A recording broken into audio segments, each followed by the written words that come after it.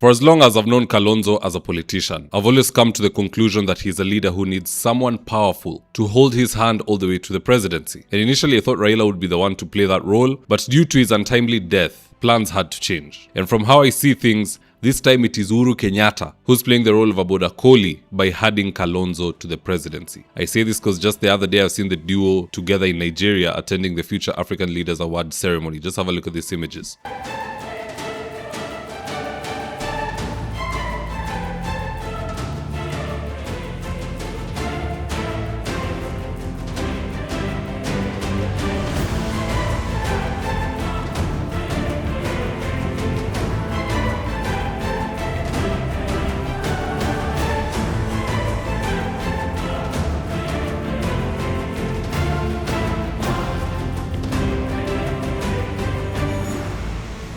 Now in this video, I want us to look into some of the reasons why President Uhuru and Kalonzo met in Nigeria. And so with no further ado, let's get after it. Now the first reason behind their meetup was finances. You see, in that same event, I've seen reports that Nigerian billionaire Mike Adenuga and Arthur Eze were present. And for those who don't know yet, Mike Adenuga is worth $7.3 billion US. Arthur Eze is worth $6.4 billion US.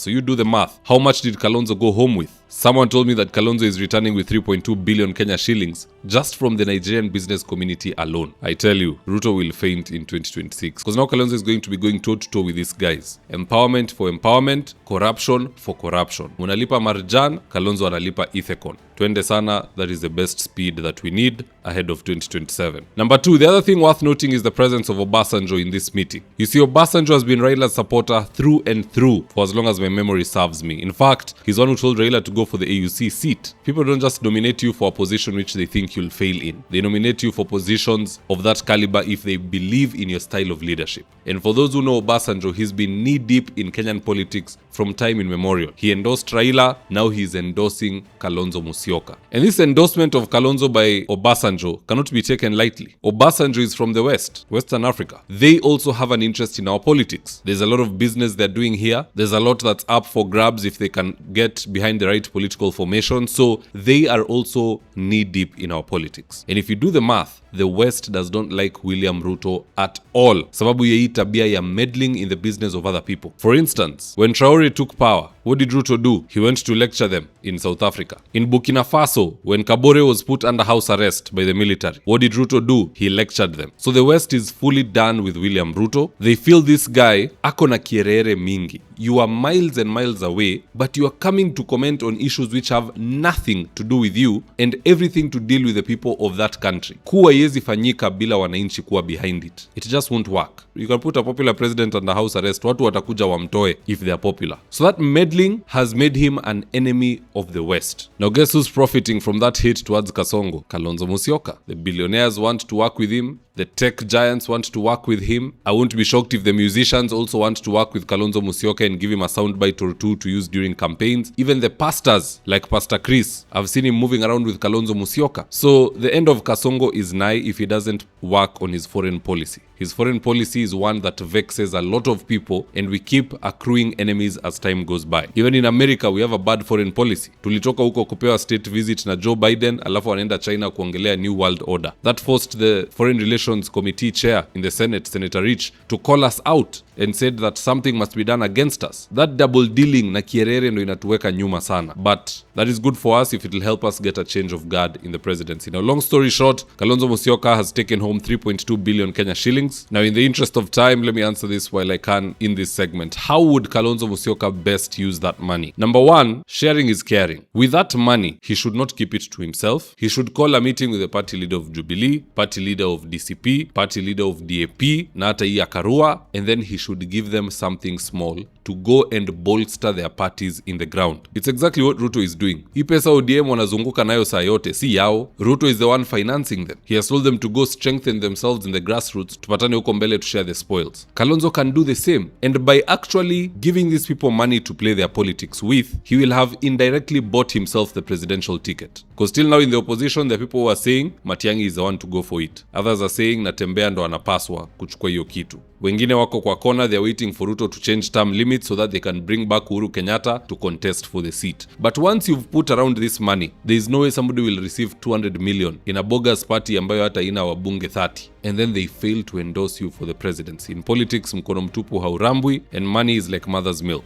So by splashing that cash around, he'll have cemented his seat as the flag bearer of opposition. Number 2, I'd like to believe that a parallel tallying center is part of the things Kalonzo will be having. Let them take a whole floor, even if ni hapo Garden City Business Park kama ni wapi, call center, nini, computers, calculators, kila kitu ikue pale. They should be having like 50 to 100 personnel undergoing training, wanafuatilia mambo ya voter registration, how people are voting in the polling stations and doing the cumulative, so that we can see where the theft is happening in real time and raise alarm about it, or we can also plan our own mambo ya kusanya kura hapa na pale. Because 2027, like I said, it's either you steal or you lose. Mwenye anashinda ni wizi, mwenye anapoteza ni upuzi, sababu hataki kuiba. But anyway guys, that's just my take on the matter. Do drop me your comments in the comment section below and I'll do best to read them and to give you a response. So with that, here are today's ads of the day. If you're in need of office petitioning or home interior works, i.e. kitchen cabinets, modern media walls, wall decoration, wainscoting, wardrobes, tiles, bathrooms, window blinds, gypsum and so on,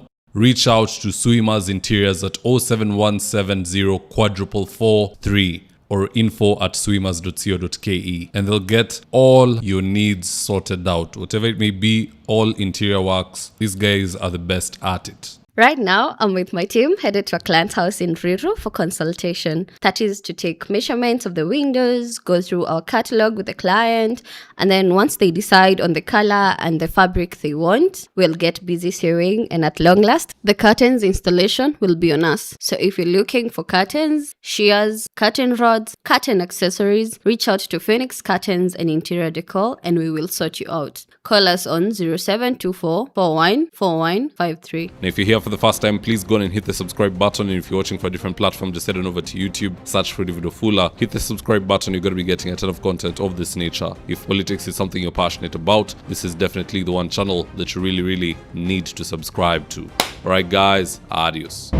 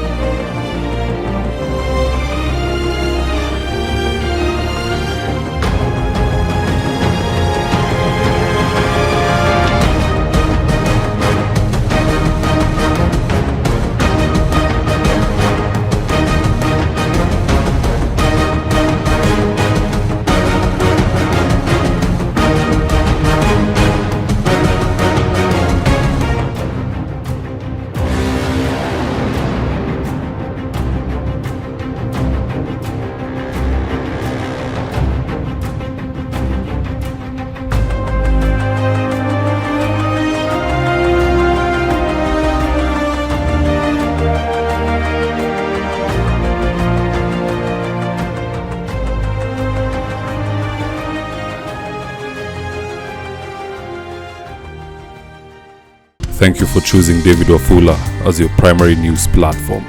We put countless hours in research, recording, and editing. By showing up each and every day to watch our videos, you encourage us to generate more videos for the viewers.